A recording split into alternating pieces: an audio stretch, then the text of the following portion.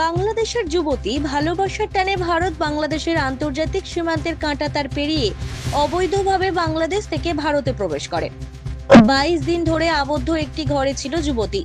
তার সঙ্গে জোর করে শারীরিক সম্পর্ক করে এক যুবক, এমনই অভিযোগ বাংলাদেশি ওই যুবতীর।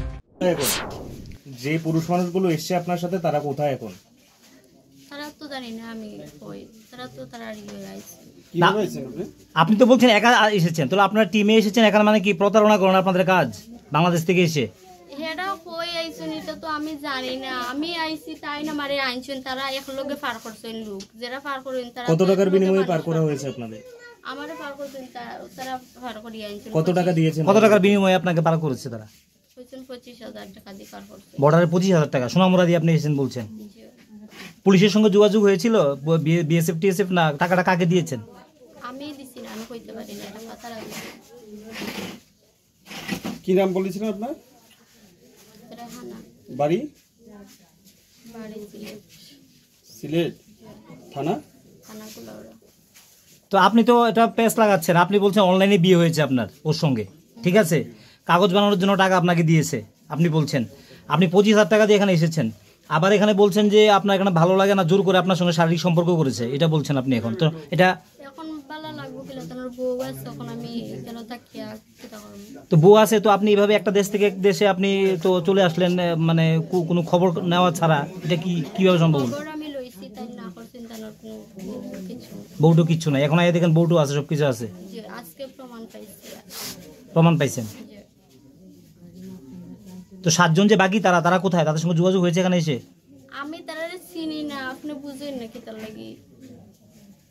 তো আপনি একজন যুবতী মেয়ে, আপনি এক দেশ থেকে এক দেশে এভাবে চলে আসলেন? আমি তো তার লাগি আইছি। ওনার জন্য ভালোবেসে এসেছেন? ভালোবাসার টানে? কি নাম, কাকে ভালোবাসতেন আপনি?